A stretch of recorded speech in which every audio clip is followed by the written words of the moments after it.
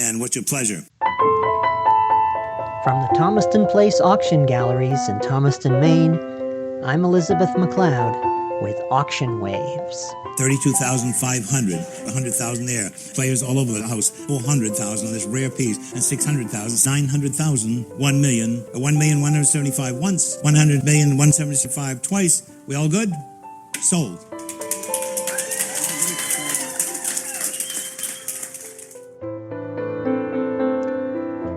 Our 2025 Autumn Majestic Auction is now history. And at Thomaston Place Auction Galleries, history is what we're all about. Every member of our team is fascinated by the histories carried forward by each item that crosses our auction block. And sometimes these histories lead to mysteries that we set out to solve. In a previous release of Auction Waves, we mentioned an unusual porcelain license plate from 1909 consigned to us earlier this year. And uncovering the story behind that plate became a story all its own. In today's edition, we'll give you the whole story. But first, the latest auction news. 4 November days brought a procession of more than 1,700 rare and unusual items before our bidders in our Autumn Majestic Auction, with plenty of interest shown in an eclectic presentation of original works of art. A spectacular double-sided piece by Mohegan artist James Fitzgerald, as examined in depth in a recent Auction Waves release, realized, including the buyer's premium, a total of $13,200. Works by Maine favorite Maurice Jake Day, both paintings and his distinctive wood carvings, continued their trend of selling well above estimate. And another important Maine artist also exceeded estimate, with a colorful piece by Dalov Ipcar realizing, with the buyer's premium, an even $30,000. Another Mohegan artist to watch is Lynn Drexler, with an interesting impasto oil from 1991, far exceeding the estimate. 9,500. I have 9,000 on 8,500. 9,000 once, 9,000 twice. That's reasonable for a Lynn Drexler from what I've seen lately. I have 9,000 on 9,500. And 9,000 once, 9,000 twice. I went for 95. All in, all done at $9,000. Any more? Once, twice, and sold 9,000. With the buyer's premium, that painting goes to its new home for $11,800.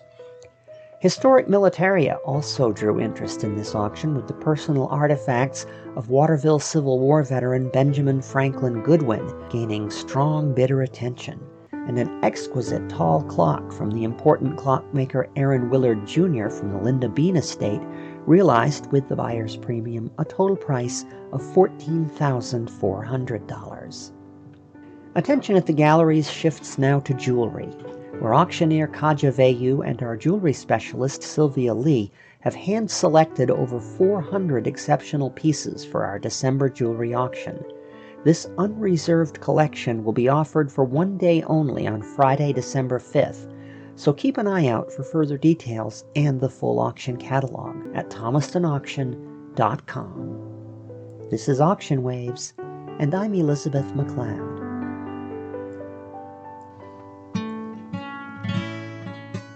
In every auction we conduct at Thomaston Place Auction Galleries, there's always one item that grabs everyone's attention. Sometimes it's a magnificent work of art by a painter or sculptor of global renown. Sometimes it's a beautifully preserved piece of early American furniture, testimony to a legacy of fine and patient craftsmanship. And sometimes an item captures our notice because it's just so unusual. That was the case with Lot 2483 in our Autumn Majestic Auction. Fashioned from iron and porcelain enamel, its surface a gleaming deep cobalt blue, this 1909 Massachusetts license plate stood out from the other examples of automotive history consigned by the estate of an important collector. And it stood out literally. While the dozens of other rare early plates laid flat in their protective boxes, Lot 2483 stood in a graceful curve from end to end. No trace of cracking marred the finish. No indication could be seen that the plate had been bent to its present shape after manufacture. Taking note of this plate as the collection went on to exhibition in our gallery, we brought it to the attention of porcelain license plate expert Eric Taylor during an Auction Waves interview, and we learned from him that Lot 2483 was definitely not a standard issue plate. One possibility was that it was an item of custom manufacture made to fit a specific car with a rounded nose. We found just such a car just a few miles away at the Owl's Head Transportation Museum. In mid-October, the Auction Waves field unit visited the museum and ground vehicle conservator Warren Kincaid. Warren, good to see you. You too. Good to see you. This would be a 1908 Stanley steamer. Yes, fairly rare Stanley Very rare steamer. Stanley steamer. And we notice that it has a very distinctive shape Right. to the nose. Yep. Is that simply a bold fashion statement for 1908, or is there a There constructive were reason no for that? fashion statements in 1908. You built something to function, and what you got is the way it looks is what you got. There was an old adage, is if it looks right, it is right. So that's what you've got here. So what's under there? What's under there? Okay, this is a 30 horsepower Stanley Model K restored, and there were only 26 originally built. An original one sits up in the Seal Cove Museum. This big white barrel thing is the boiler.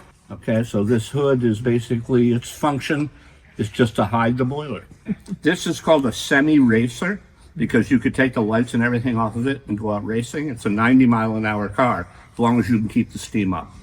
My Subaru won't do 90 miles an hour. No, and I'm riding in this at 40 miles an hour is, low degree of confidence. Well, the reason we've come out to see this outstanding piece of vehicular achievement is we have this rather curious license plate. Now, I am holding two license plates here.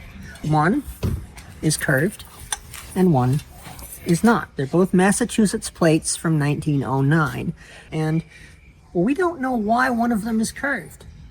No one knows. There's a mystery to be solved here, and we don't know if we're going to find a solution or not. But one of the theories that we have is that this plate was specially manufactured to fit the nose of a car that is curved.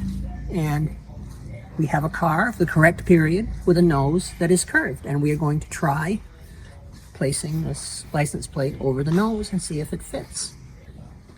No, it doesn't quite fit. The angle of the curve is a little too sharp to fit on the nose of this car.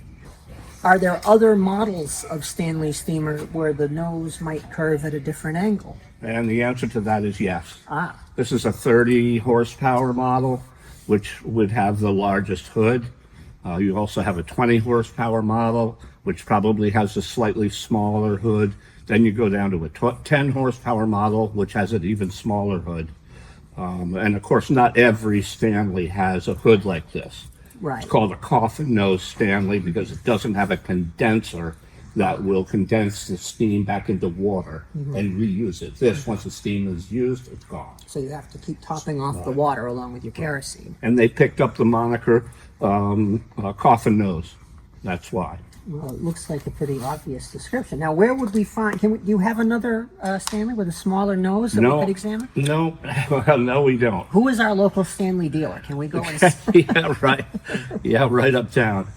Have you ever seen a license plate like this? I've never seen a curved one like that. No one that we've spoken to ever has. Yeah, It seems like this is a very puzzling anomaly. Yeah, I have conjectures, but Stanley Company was building cars in Springfield, Mass. This is a Massachusetts plate. It could very well be, and this is only a guess. Maybe they needed some plates that had a curved nose. There was not enough curved nose Stanleys on the road in 1909 to warrant building zillions Right. of those plates. So it could be just a special request. Someone with some influence, perhaps. Yeah. A rather well-to-do person who owned a fine car and did not like the look of a flat plate just hanging there off the front. Yeah. That does kind of spoil the look, doesn't it? It does, yeah. Not very racy. Yeah. So our visit confirmed that the plate could not have been manufactured for a 30 horsepower Stanley. But Warren also confirmed for us that there were other Stanley models that the plate might fit. We attempted over the final week before the auction to locate a 10 or 20 horsepower Stanley, especially a 10, which from the photographs we found appeared the likeliest candidate. But the auction was coming up fast, and all we had to go on was educated conjecture, right up until the moment the plate went up for bid. 550 having 600, 600 on the floor and 650, 6.5 and 700, 7 on the floor and 750. I have 700 on the floor and 750. A beautiful rare plate. I have 700 now 750. It's 700 once, twice in for 750, 750, 800 on the floor and now 850. It's 800s on the floor, 850, now 900. 900 I have on the floor, now 950. I have 900 on the floor, 950, now 1,000. I have 1,000 on the floor, now 1,100. I have 1,000 on the floor, now 1,100 if you want it. I have 1,000, now 1,100, 1,000 once, 1,000 twice, and that rare plate, and he went for 1,100. Sold $1,000 to 188. $1,000 to 188. Did it go on a Stanley steamer? We'll talk about that. I have all the information. The successful bidder was a man who knows license plates, Alan Young, the webmaster of NewEnglandLicensePlates.com and a veteran collector of long experience. Part of that long experience has been the assembly of an extensive research library, and it was in that library that Mr. Young found the information to confirm our hypothesis. So I had a supposition. I said, I looked at that curve and I said, you know what, that was curved like that specifically to go on something.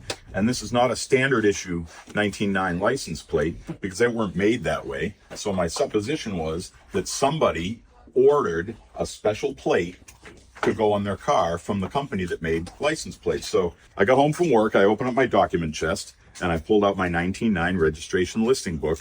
And lo and behold, sure enough, that plate, 9471 in 19.9, was registered to William H. Barney, and he was on Aden Street in Holyoke, and the plate was registered to a 10 horsepower Stanley.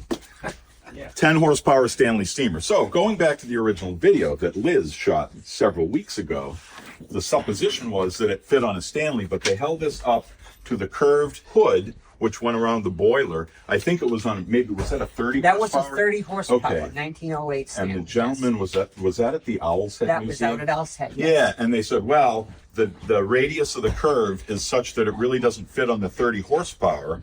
And the gentleman there said, perhaps it was on a lower horsepower Stanley with a smaller, tighter radius on the hood. And sure enough, 10 horsepower Stanley, so that fits. But now that leaves us with two other things. There's one thing that nobody had called out about this plate previously, and that's the fact that this 19.9 mass plate does not have a white border, all the way around. And when I saw that to me right away, that was a red flag that this was not a standard issue plate. And I looked at the back, and there's no maker's mark on the back. Well, all the standard issue 19.9 mass plates were made by Baltimore Enamel and Novelty Company in Baltimore, Maryland. And they had a big oval right in the center of the plate, maker's mark on the back. This one doesn't have that. The style of this back and the fact that there's no border is reminiscent of the plates that were made by another company out in Pennsylvania, Ingram Richardson Company in Beaver Falls. So my supposition, and this is unfounded because I can't look this up in a book.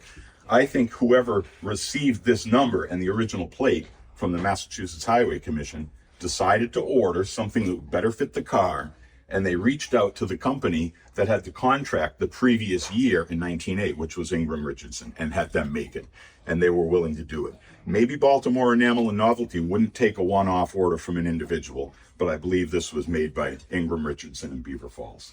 So that's the rest of the story.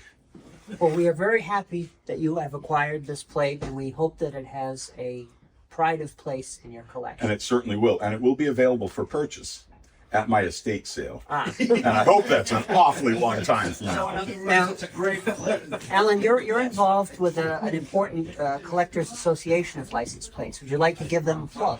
I would. So the Automobile License Plate Collectors Association, known by the acronym ALPCA, was founded in 1954, and I joined that organization, I think, in 1994. And I'm one of three directors for the Colonial region now, and I have been for about, I think, 11 or 12 years. So a wonderful fraternal organization, like-minded people like my friend Brian, who's over here. Hi, Brian. And, Hey, Alan. and it's just sharing of information, camaraderie and a lot of fun. And that's really, for me, that's what it's all about.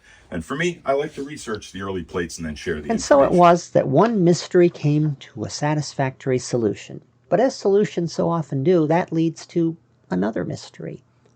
Exactly who was William H. Barney of Holyoke, Massachusetts? Since the auction, we've been doing a bit more research. A review of census records and newspaper files finds 3 William H. Barneys living in Massachusetts at the time the plate was issued, none of them in Holyoke itself. One of them, William H. Barney of Hopedale, was a prominent businessman and the operator of a successful ice manufacturing plant, who had no known connection to the Holyoke area. The other 2 William H. Barneys, as of the 1910 census, lived in Springfield, just a few miles from Holyoke. One was a 38-year-old laborer who lived in a boarding house and worked at odd jobs, and not really a man likely to have owned a car that cost more than he would have made in a year. The other, well, he's interesting. This William H. Barney was a 68-year-old Civil War veteran and a prominent citizen of Springfield, Massachusetts, who certainly could have afforded to own a fine automobile, and who might well have had the wherewithal and the connections to go to the trouble of having a custom license plate made to fit it. But we can find no solid connection of this William H. Barney to Holyoke. He lived, according to his obituary, in Springfield nearly all his life. So who was our William H. Barney? Well, we did find an article in the Holyoke Transcript Telegram for August 3rd, 1909, listing every one of the 207 automobiles registered in the city of Holyoke as of that date. And sure enough, William H. Barney is listed as the owner of a 10-horsepower Stanley with plate number 9471. But other than that one mention, William H. Barney of Holyoke disappears from the historical record. A mystery, a solution, and another mystery. For now. You never know what discoveries await, whether it's the gallery team taking on the mystery of an unusual item, or you exploring all the rare and unusual pieces in each new auction we present. Thomaston Place Auction Galleries is ready to lead you on a journey all your own. Be a part of it all at thomastonauction.com. Special thanks go out to Warren Kincaid, John Botero, and all the rest of our friends at the Owl's Head Transportation Museum, to Eric Taylor of PorcelainPlates.com, and to Alan Young, NewEnglandPlates.com, and the Automobile License Plate Collectors Association for sharing their time and their knowledge with us in preparing this special Auction Waves post-auction release. Keishri Dobson is at the piano, Dave Allen on the guitar. Special technical assistance for our field reports provided by Connor Johnson and Kaylor Bergman. And the entire program written and directed for you by yours truly, Elizabeth McLeod, who wishes you smooth sailing and happy bidding for Auction Waves. Auction Waves is an exclusive presentation of Thomaston Place Auction Galleries in Thomaston, Maine.